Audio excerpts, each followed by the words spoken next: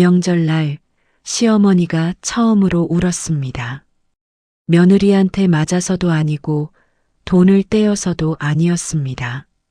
제사상 앞에서 들은 단 한마디 때문이었어요. 솔직히 제사 지내서 조상덕 보는 사람들은 지금 다 해외여행 가 있지 않아요? 식탁이 얼어붙은 것도 잠시, 며느리는 술 기운을 빌려 더 큰 말을 내뱉습니다. 어머님 돌아가셔도 저는 제사 안 지낼 거예요. 그날 시어머니는 화도 못 냈습니다. 그저 부엌 불을 끄고 앞치마를 개고 혼자 주저앉아 울었대요. 그런데 더 충격적인 건 시간이 지나자 가족들 중 몇몇은 이렇게 말하기 시작했다는 겁니다. 그래도 며느리가 왜 저렇게까지 됐는지는 봐야 하는 거 아니냐? 과연 이 집 명절 밥상을 뒤집은 건 술주정이었을까요? 아니면 수십 년 동안 아무도 손대지 못한 가족의 고장난 질서였을까요? 사연자분이 보내주신 이야기는 겉으로만 보면 술 취한 며느리가 명절, 밥상에서 선 넘었다로 끝날 수도 있습니다. 그런데 이 집 얘기는 거기서 끊으면 안 되겠더라고요. 왜냐하면 누가 맞고 틀렸는지를 떠나서 그 한마디가 터지기까지 너무 오래 쌓인 것들이 있었거든요. 설 전날 밤 순자는 잠을 거의 못 잤다고 합니다. 무릎이 좋지 않아 오래 서 있으면 다리가 퉁퉁 붓는데도 새벽 5시에 일어나 밀가루 반죽부터 했대요. 전 부칠 재료 손질하고 나물 무치고 갈비 재워두고 떡국 육수 끓이고 40년 넘게 해온 일이라 손은 익숙했지만 몸은 예전 같지 않았죠. 손목은 욱신거리고 허리는 굽어졌는데 그래도 명절만큼은 대충 할 수가 없었다고 합니다. 순자 입장에서는 이게 꼭 누굴 잘 보이기 위해서만은 아니었대요. 이미 남편도 먼저 세상을 떠났고 시댁 어른들도 다 돌아가셨어요. 그런데 명절상만 차리면 마치 그 사람들 얼굴이 잠깐씩 떠오른다는 거예요. 그래서 이 집에서 명절상은 단순히 음식상이 아니라 자기가 견뎌온 세월이 놓인 자리였던 거죠. 문제는 그걸 같이 짊어질 사람이 없었다는 겁니다. 아들 성우는 늘 그랬듯 엄마 무리하지 마. 적당히 해 한마디 하고 방으로 들어가 버렸고 실제로 적당히 하게 도와주지는 않았대요. 시누이 미선은 오전에 오겠다고 했고 며느리 혜진은 아이들 챙기느라 늦게 내려온다고 했죠. 아침 8시쯤 혜진이 아이 둘 데리고 들어왔는데 들어오자마자 표정이 이미 좋지 않았다고 합니다. 대놓고 짜증을 낸 건 아니지만 누가 봐도 입이 삐죽 나와 있었대요. 코트 벗자마자 애들 간식 챙기고 짐 풀고 부엌에 들어와선 뭐부터 하면 돼요? 하고 묻긴 했는데 그 말에도 기운이 하나도 없었다는 거예요. 그날 혜진도 힘들었겠죠. 아이 둘 데리고 시댁 오는 것부터가 전쟁이었을 테니까요. 그런데 순자도 그걸 모르는 사람은 아니었다고 합니다. 자기 역시 젊은 날 똑같이 아이 없고 명절 치렀던 사람이니까요. 그래서 처음엔 그냥 모른 척 넘겼답니다. 애들 밥 먼저 먹이고 넌 젖만 좀 붙여라. 그렇게만 말했다고 해요. 근데 이상하게도 그날은 집안 공기가 처음부터 팽팽했대요. 혜진은 펜 앞에 서서 전을 붙이면서도 몇 번이나 한숨을 쉬었고 성우는 거실에 앉아 휴대폰만 보고 있었고 아이들은 엄마 눈치 보느라 조용했답니다. 미선이 와서도 형부는 또 앉아만 있네 하고 툭 던졌지만 성우는 그냥 웃어넘겼죠. 누가 크게 싸운 것도 아닌데 다들 마음속에 뭐 하나씩 박혀 있는 사람들처럼 굴었다는 겁니다. 그리고 보통 이런 집은요, 꼭 사소한 걸로 터집니다. 전이 조금 타거나 국이 싱겁거나 누가 설거지를 안 하거나. 이 집도 그랬어요. 아직 아무 일도 안 벌어졌는데 이미 모두가 오늘 무슨 일 나겠다는 걸 본능적으로 느끼고 있었던 거죠. 순자는 그때까지만 해도 몰랐답니다. 그날 자기 인생에서 가장 오래 남을 명절이 될 줄은요. 혜진은 처음부터 못된 며느리였냐? 그건 또 아니었다고 합니다. 오히려 반대였대요. 결혼 초반만 해도 이것저것 배우려고 했고 시어머니가 하라는 건 대체로 맞추려고 했다고 해요. 명절 음식도 서툴지만 해보려 했고 제삿날 새벽에 일어나 부엌 일도 거들었고요. 그런데 그렇게 몇 년이 지나도 달라지는 건 거의 없었답니다. 누가 봐도 가장 힘든 일은 늘 혜진 차지였대요. 장보기 도와도 티 안 나고 음식 준비해도 당연하고 애들 챙기면서 부엌 오가면 그건 며느리니까 원래 해야 하는 일이 되고 반면 아들들은 식탁에 앉아 있다가 상 차릴 때쯤 숟가락 얹으면 되고 시누이는 언니 힘들지? 한마디 하면 그걸로 배려한 사람이 됐다는 거예요. 혜진이 진짜 힘들었던 건 일이 많아서만은 아니었다고 합니다. 늘 이 집에 오면 자기가 며느리 역할로만 불린다는 느낌이 들었다는 거예요. 애둘 엄마로도 성우의 아내로도 자기 이름을 가진 사람으로도 안 보이고 그냥 부엌에서 돌아가는 손 하나처럼 느껴졌다는 거죠. 그런데 이 집에는 더 답답한 포인트가 하나 있었답니다. 다들 속으로는 문제를 아는데 겉으로는 그래도 명절인데 좋게 좋게 하자로 덮어버린다는 거예요. 혜진이 힘들어하는 걸 순자도 알고 미선도 알고 심지어 성우도 알았지만 누구 하나 구조를 바꾸려 하진 않았답니다. 그저 해마다 비슷하게 반복된 거죠. 성우는 특히 더 그랬대요. 혜진이 명절 전날 이번엔 당신이 좀 나서서 말해줘. 나 혼자 전부 하는 거 너무 힘들다 하면 성우는 엄마도 힘드시잖아. 그냥 하루만 참자라고 했답니다. 혜진 입장에선 그 말이 제일 미웠다고 해요. 하루만 참자는 말이 10년째였으니까요. 순자도 나름대로는 배려했다고 생각했답니다. 나는 너 시집살이 안 시켰다. 예전 같으면 며느리가 다 했다. 정말 그렇게 믿고 있었던 거예요. 자기는 폭언도 안 했고 손찌검도 안 했고 음식 못한다고 면박 준 적도 별로 없다고요. 근데 이런 집이 더 무섭습니다. 대놓고 악한 사람은 없는데 다들 자기 정도면 괜찮다고 생각하니까요. 그날 낮에도 작은 일들이 계속 쌓였대요. 아이 하나가 전 부치던 접시를 건드려 순서가 엉키자 순자가 애는 좀 밖에 데리고 있어라 했고 혜진은 그 말에 표정이 굳었답니다. 제가 애를 어디다 맡겨요? 그 말은 작게 했지만 칼날 같았대요. 미선이 중간에 형부가 좀 보면 되지 않나? 했더니 성우는 또 애매하게 웃으며 애들이 엄마 찾잖아 했고요. 그 순간 혜진 얼굴이 확 식는 걸 다들 봤답니다. 사실 혜진이 원하는 건 거창한 게 아니었을 겁니다. 누가 한 번만 당연한 거 아니다. 내가 고생한다 해주거나 남편이 자기 몫을 좀 나눠 가지거나 이번만큼은 구조를 바꿔보자고 말해주는 것. 근데 그런 건 끝내 없었죠. 그래서 사람은요, 불만이 누적되면 꼭 가장 안 좋은 방식으로 터집니다.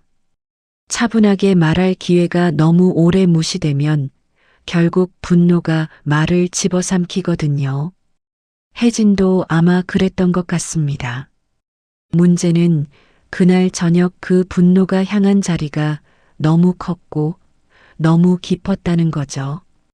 저녁상이 차려졌을 때만 해도 겉보기엔 평범했다고 합니다.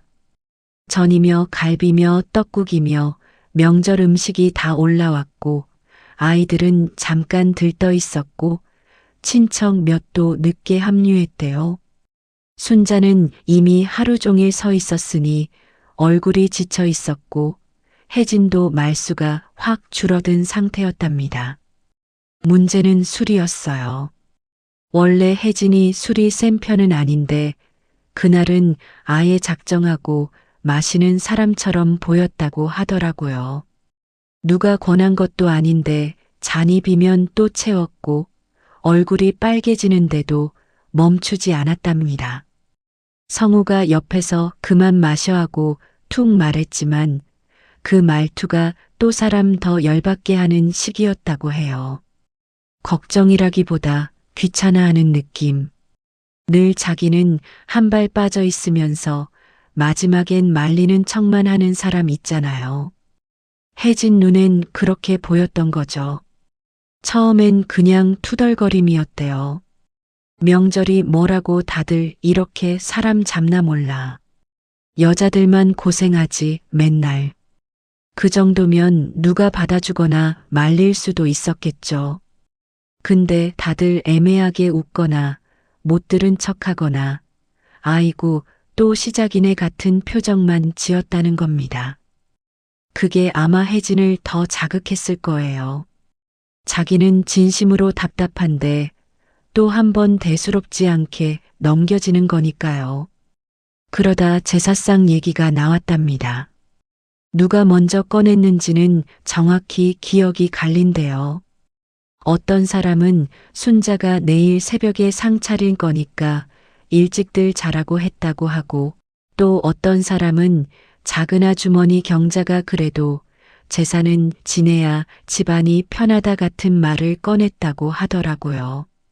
그때 혜진이 술잔을 내려놓고 웃듯이 말했다는 거예요. 솔직히요, 제사 지내서 조상덕 보는 집은 지금 다 해외 나가 있지 않아요? 그 자리에 있던 사람들이 다 같은 말을 하더라고요. 정말 공기가 멈춘 것 같았다고요. 누군가는 순간 못 알아들었대요. 근데 무슨 뜻인지 다들 곧 알았죠. 제사를 지낸다고 복 받는 것도 아니고 결국 산 사람만 고생하는 거 아니냐는 비웃음. 게다가 그 말을 농담처럼 던졌다는 게 더 서늘했다는 겁니다. 순자는 그 말을 듣고도 바로 화를 내지 않았대요. 그냥 손을 멈췄다고 합니다. 젓가락 들고 있던 손이 그대로 먹고 얼굴이 아주 천천히 굳어갔다고요. 미선이 혜진아, 지금 그 말은 아니지 하고 낮게 말했는데 혜진은 오히려 더 웃었답니다. 그 웃음이 너무 서러워 보였다는 사람도 있고 너무 비아냥거려 보였다는 사람도 있었어요. 그런데 진짜 문제는 그 다음이었죠. 사람이 술 취해서 실수 한마디 하고 끝날 수도 있었는데 혜진은 멈추지 않았습니다. 오히려 드디어 아무도 못 막는 자리까지 왔다고 느낀 사람처럼 더 밀고 나갔다는 거예요. 그리고 그 입에서 순자가 평생 잊지 못할 말이 나왔습니다. 여기까지 들으셨다면 이 집이 단순히 술자리 실수로 끝날 이야기는 아니라는 게 느껴지실 겁니다. 이런 현실 가족 사연 계속 듣고 싶으시면 구독과 좋아요 한번 부탁드립니다. 어머님 돌아가셔도 저는 제사 안 지낼 거예요. 미리 말씀드리는 거예요. 그 자리에 있던 사람들 중 몇은 지금도 그 순간을 떠올리면 소름이 돋는다고 했답니다. 그건 단순히 제사를 안 지내겠다는 선언이 아니었다고요. 명절 밥상 위 시어머니 눈앞에서 살아있는 사람에게 죽은 뒤의 일을 들이대며 선을 긋는 말. 그것도 술자리에서요. 성우가 그제야 혜진 팔을 잡고 야, 그만해 했답니다. 근데 그 말이 혜진을 멈추게 하긴커녕 완전히 다른 방향으로 폭발하게 만들었다는 거예요. 그만은 내가 해야지. 당신이 뭘 했는데? 명절마다 숟가락만 들고 앉아서 그 말에 성우 얼굴이 새빨개졌고 자존심이 상한 티가 역력했대요. 평소 같으면 밖에서 한마디도 못 듣는 사람인데 자기 가족들 앞에서 아내에게 그렇게 면박을 당했으니까요. 근데 혜진은 거기서도 멈추지 않았습니다. 당신네 집은 다 똑같아. 여자 하나 갈아넣고 그걸 정이라고 부르잖아. 이쯤 되면 술주정이라고만 하기 어려웠겠죠. 그동안 속에 담아둔 생각이 거의 날 것 그대로 튀어나온 거니까요. 미선이 벌떡 일어나 혜진 손목을 붙잡으며 야, 애들 앞에서 왜 이래? 그만하라고 했대요. 그 순간 혜진이 팔을 확 부리쳤고 미선 손등을 치듯 밀쳤답니다. 크게 다친 건 아니었지만 보는 사람들에겐 충분히 충격적인 장면이었어요. 신우이에게 손을 올렸다. 명절상 앞에서 이 한 문장이 주는 파괴력 아시죠? 아이들은 울기 시작했고 작은 아주머니는 아이고 아이고 하며 자리만 흩뜨렸고 성우는 더 크게 화를 내지도 못한 채 멍하니 서 있었답니다. 정작 모두를 가장 놀라게 한 건 순자 반응이었대요. 보통 이런 장면이면 시어머니가 벌떡 일어나 소리부터 질렀을 텐데 순자는 아무 말도 안 했다고 합니다. 그저 자리에서 천천히 일어나서 부엌으로 들어갔대요. 그리고 정말 이상하리만큼 차분하게 가스불을 끄고 앞치마를 풀고 손을 씻고 접시 하나를 싱크대에 조용히 내려놨답니다. 그게 더 무서웠다고 해요. 화를 안 내니까 오히려 다들 자기들이 뭘 본 건지 실감이 났다는 거죠. 부엌 문틈 사이로 순자가 식탁 쪽을 한 번도 안 돌아봤다는 말도 있더라고요. 그냥 등을 보인 채 가만히 앉았대요. 그리고 아무 소리 안 내고 울었다고 합니다. 이 장면이 중요한 이유는요. 순자가 혜진에게 상처를 받았기 때문만은 아닙니다. 순자는 혜진 마음을 어느 정도 이해하고도 있었거든요. 자기도 며느리였던 사람이니까. 자기도 젊었을 때 왜 다 내 몫이지를 수없이 삼켰던 사람이니까. 근데 이해와 용서는 다릅니다. 더구나 어떤 말은 아무리 이유가 있어도 건드리면 안 되는 자리가 있죠. 순자에게 제사상은 단순한 풍습이 아니었고 혜진은 그 중심을 정면으로 비웃어버린 겁니다. 그날 밤 이 집 식탁은 뒤집히진 않았지만 관계는 분명히 뒤집혔습니다.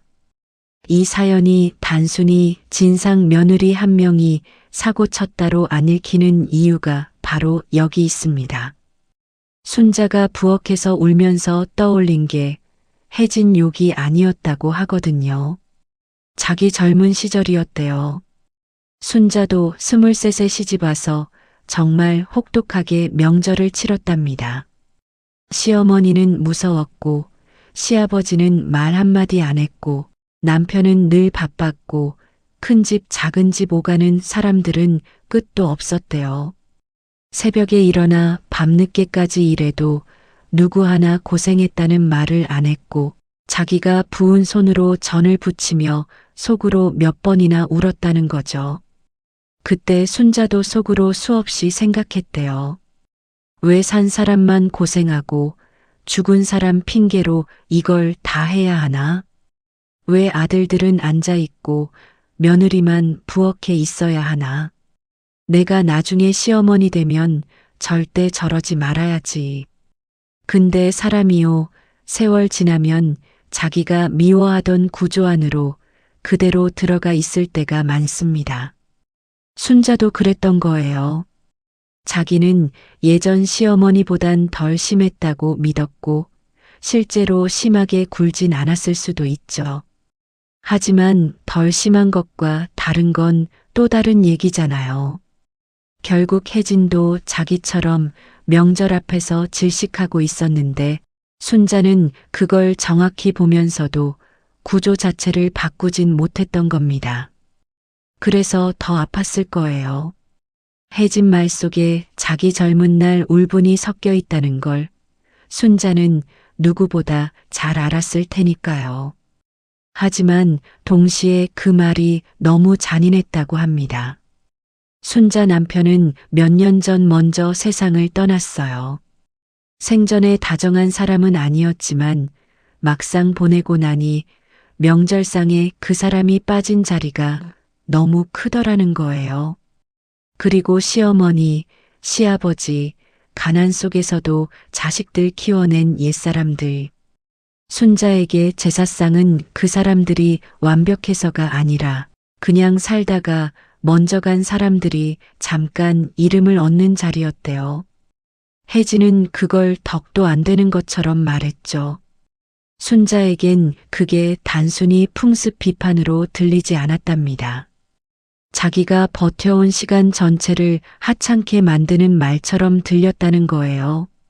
그렇다고 순자가 혜진을 완전히 악마처럼 보진 않았다고 합니다. 오히려 그날 더 무서웠던 건 혜진이 틀린 말만 한 건 아니라는 사실이었대요. 아들 성우가 명절마다 손 하나 보태지 않고 눈치만 봤던 것도 사실, 며느리한테 가장 많은 부담이 간 것도 사실, 집안의 전통이라는 이름으로 여자들만 노동을 이어온 것도 사실. 그 사실을 순자는 부정할 수 없었어요. 그러니까 더 괴로웠던 거죠. 제가 한 말이 전부 거짓은 아닌데 어떻게 저렇게 말할 수 있었을까?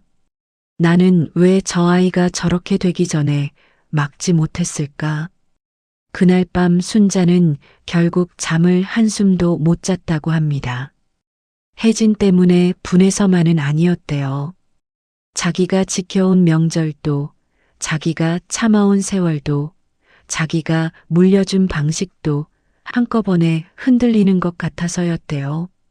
사람이 가장 깊게 무너질 때는요, 남이 나를 공격해서만이 아니라 내가 믿어온 방식 안에도 틀린 게 있었다는 걸 알게 될 때인 것 같습니다. 보통 큰일이 터지고 나면 다음 날은 더 끔찍하죠.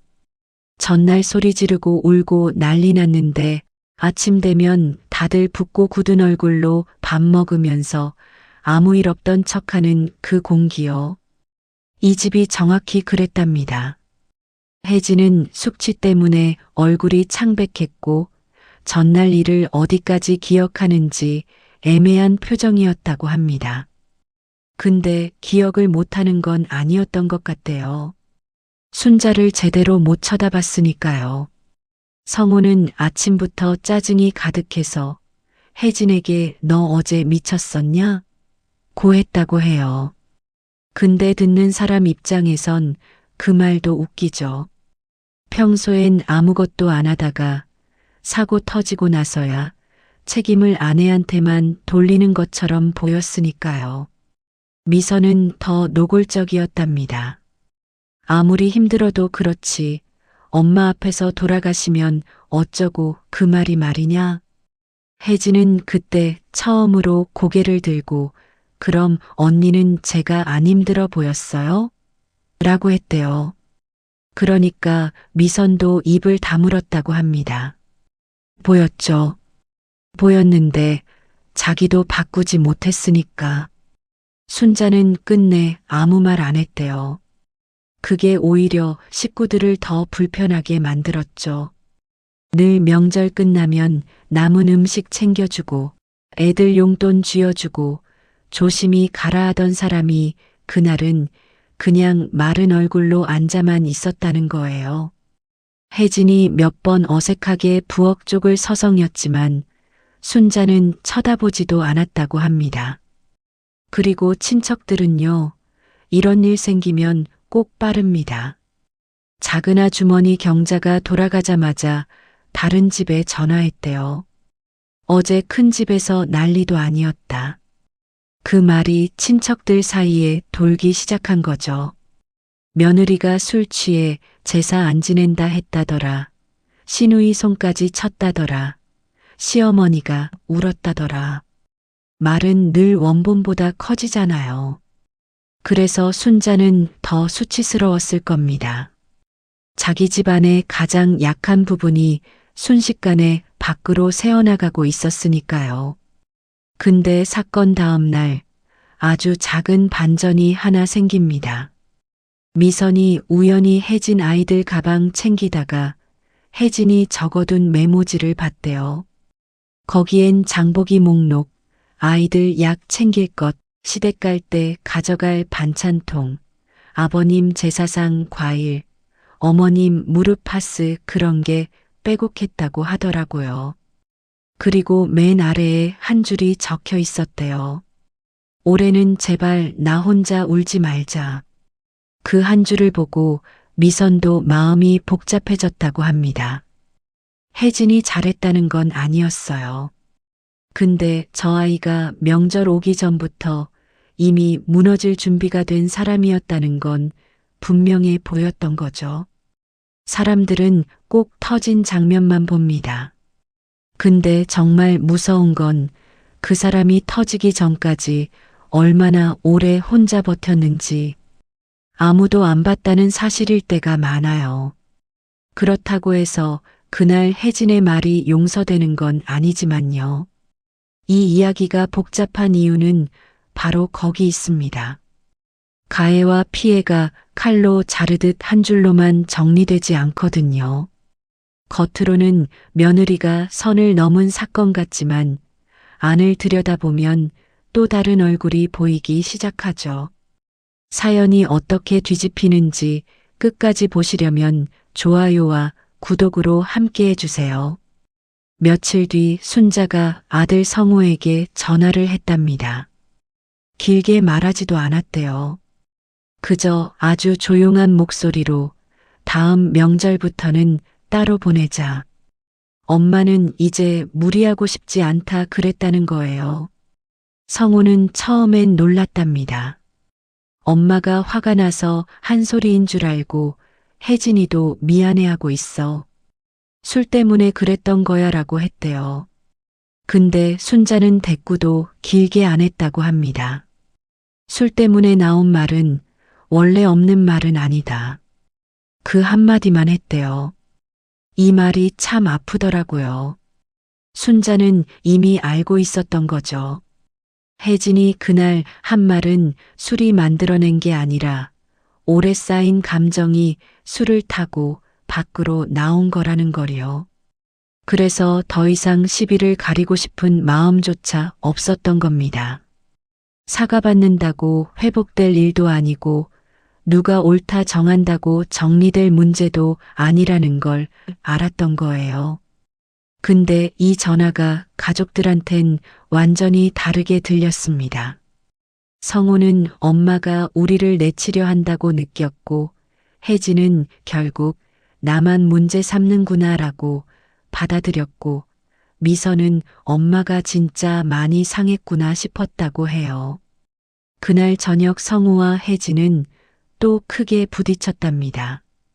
성우는 엄마가 따로 보내자고 하시잖아. 속 시원하냐? 고했고 혜진은 그래. 나만 나쁜 년 만들면 편하겠지? 하고 받아쳤대요. 그러다 결국 혜진이 울면서 했던 말이 이랬다고 합니다. 나는 명절 가는 길부터 숨이 막혔어. 근데 당신은 한 번도 내 편 들어준 적 없잖아. 성우는 그 말에 대꾸를 못했대요. 왜냐하면 사실이었으니까요. 여기서 이 사연의 숨은 핵심이 드러납니다. 겉으로는 시어머니와 며느리의 전쟁 같지만 사실 가장 오래 갈등을 방치한 건 남편 성우였다는 거죠. 아내 힘든 건 알았고, 엄마 지친 것도 알았고, 구조가 이상한 것도 알았지만 늘 가장 편한 자리만 골라 앉아 있었다는 거예요. 양쪽 다 이해한다고 말하면서 정작 아무것도 안 바꾼 사람.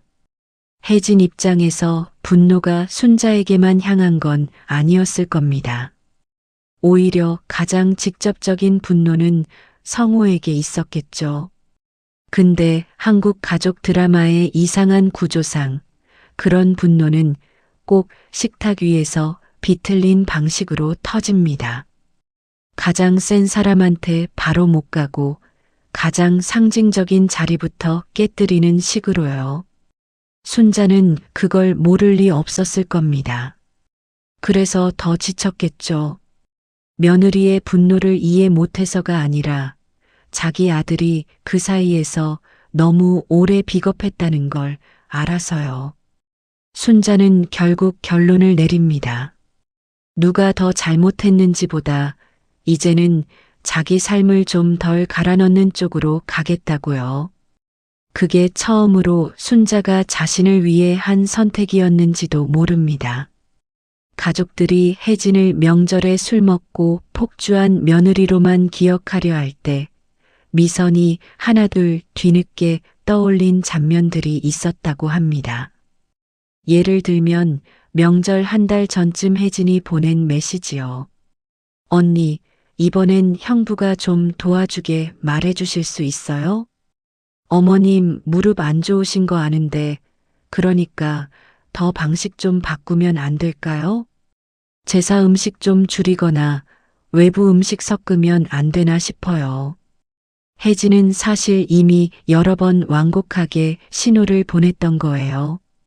근데 그때마다 돌아온 답은 비슷했답니다. 엄마가 섭섭해 하실 거야. 이번만 하고 다음엔 보자. 명절 앞두고 괜히 말 꺼내지 말자. 전부 미루는 말들이었죠. 미선도 그 메시지를 받았을 때 속으론 맞는 말이라 생각했대요. 하지만 자기가 먼저 엄마에게 강하게 말하진 못했다고 합니다. 괜히 판만 커질까봐, 엄마 마음 상할까봐, 자기도 귀찮은 일에 엮이기 싫어서. 그러니까 결국 다들 조금씩 책임이 있었던 거예요. 그리고 또 하나. 혜진은 전날 밤 친한 친구에게 통화를 하면서 이런 말도 했대요. 나 이번 명절 끝나고 정말 상담이라도 받아야 할 것 같아. 시댁만 생각하면 가슴이 답답해. 이걸 나중에 친구가 성호 쪽에 전하면서 알려졌다고 합니다. 그 말을 듣고도 성호는 처음엔 오버한다는 반응을 했대요. 그 정도로 그는 아내 상태를 현실로 안 봤던 거죠. 이쯤 되면 사람들 마음도 갈립니다. 혜진이 명절상에서 한 말은 분명 선 넘었고 상처였어요. 근데 동시에 왜 아무도 그 전 단계에서 문제를 해결하려 하지 않았냐는 질문도 피할 수 없게 됩니다. 사실 혜진이 가장 잘못한 순간은 술 기운을 빌려 가장 잔인한 말을 골라 던진 거였을 겁니다. 하지만 가족들이 가장 잘못한 순간은 그 전까지 혜진의 고통을 계속 참을 수 있는 것으로 분류해버린 시간이었겠죠. 반전이라고 하면 보통 숨겨진 악이나 거짓말을 떠올리는데 이 사연의 반전은 조금 다릅니다. 혜진이 갑자기 미친 게 아니라 이미 오래전부터 무너지고 있었다는 것. 순자 역시 단순한 가해자만은 아니라는 것. 그리고 가장 무사한 얼굴로 앉아있던 성호가 사실 가장 많은 걸 방치했다는 것. 이걸 알게 되면 사건이 전혀 다르게 보이기 시작합니다. 미선은 결국 엄마에게 조심스럽게 말했다고 합니다. 엄마, 혜진이가 잘했다는 건 아닌데 애가 진짜 많이 힘들었던 건 맞는 것 같아. 순자는 한참 말이 없더니 이렇게 했대요. 힘든 거 안다. 근데 사람 마음이 힘들다고 죽은 사람까지 그렇게 말하면 안 되지. 그 말에 미선도 더는 아무 말 못했답니다. 맞는 말이니까요. 이 집은 이제 서로의 맞는 말을 들고 각자 다른 상처를 증명하는 단계로 들어간 거였습니다. 사건이 있고 일주일쯤 지나서 혜진이 순자를 찾아갔다고 합니다. 아이들은 어린이집에 맡기고 혼자 작은 과일 상자 하나 들고요. 문 앞에서 한참을 서 있다가 초인종을 눌렀는데 순자가 문을 열어주긴 했대요. 다만 예전처럼 들어와라 하는 말은 바로 안 했다고 합니다. 혜진은 앉자마자 울었다고 해요. 어머님, 그날 제가 너무 잘못했어요. 무슨 말을 했는지 다 기억나요. 이게 중요하죠. 술 핑계로 기억 안 난다고 도망가지 않았다는 거. 혜진도 자기가 한 말의 무게를 알고 있었던 겁니다. 그런데 순자는 그 사과를 들으면서도 크게 흔들리지 않았대요. 이미 상처가 너무 깊게 박혔기 때문이기도 하고 혜진이 미안하다고 한다고 해서 그 말이 없던 일이 되는 건 아니니까요. 혜진은 울면서 계속 말했답니다. 제가 제사 자체가 미워서 그런 게 아니에요.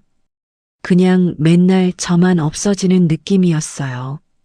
어머님도 힘드신 거 아는데 저는 아무도 제 편이 아닌 것 같아서. 순자는 그 말도 가만히 들었대요. 그러다 아주 천천히 이렇게 말했다고 합니다.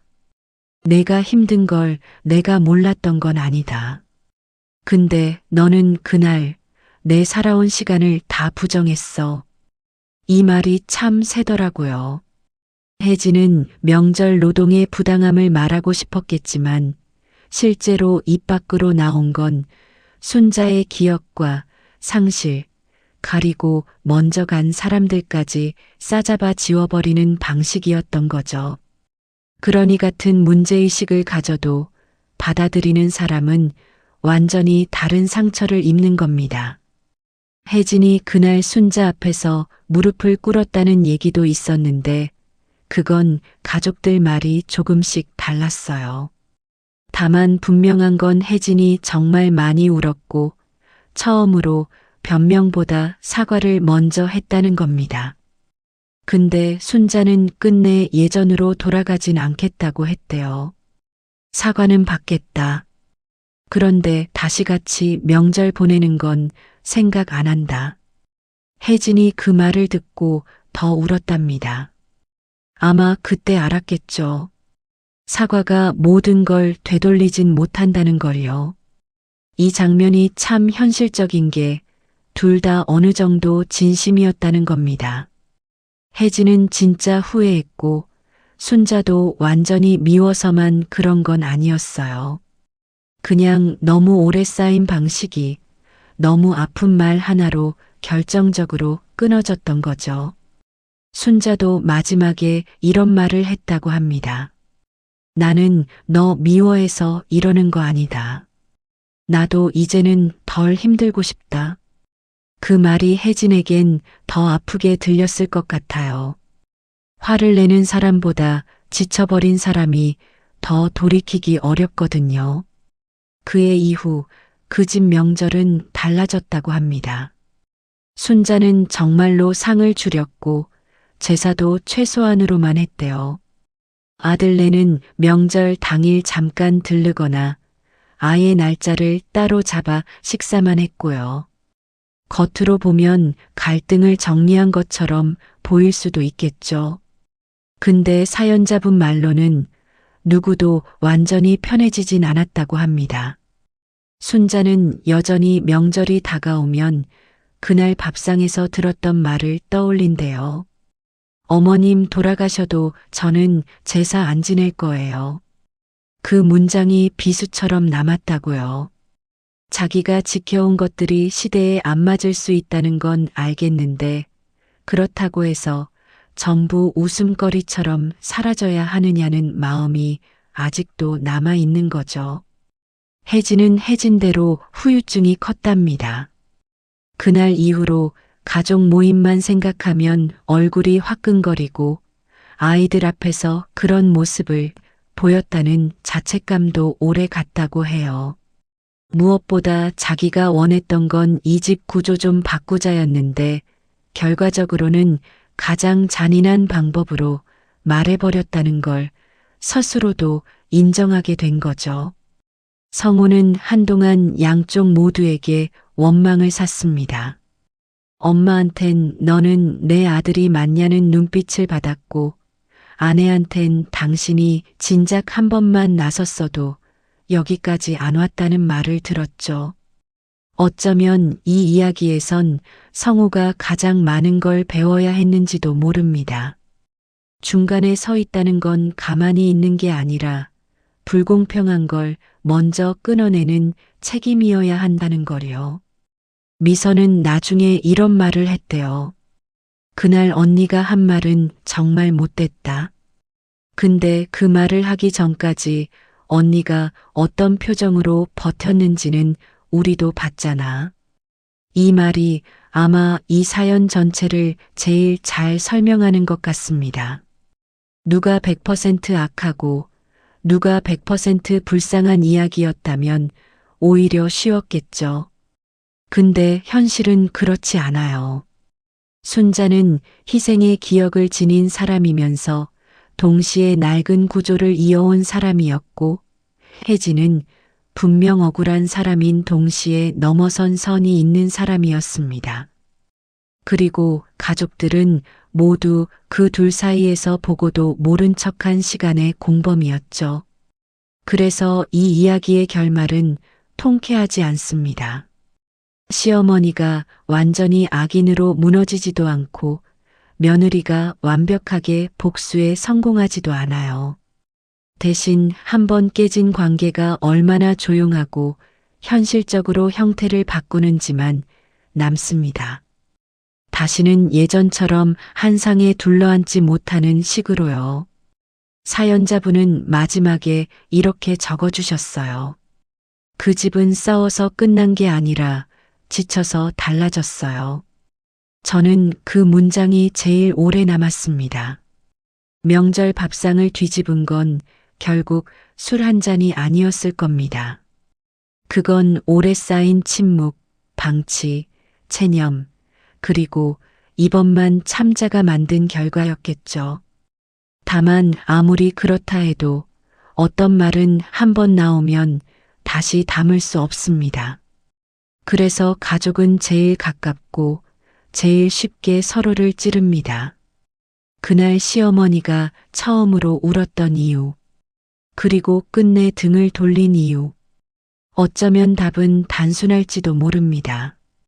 이해할 수 있는 상처와 견딜 수 없는 모욕은 같은 자리에 놓일 수 없었으니까요. 가족은 제일 가까운 사이지만 그래서 더 쉽게 서로에게 상처를 남기기도 합니다.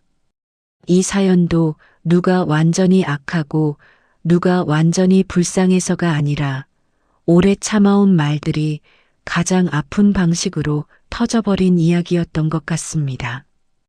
여러분도 들으시면서 마음에 남는 사람이 있으셨을 텐데요.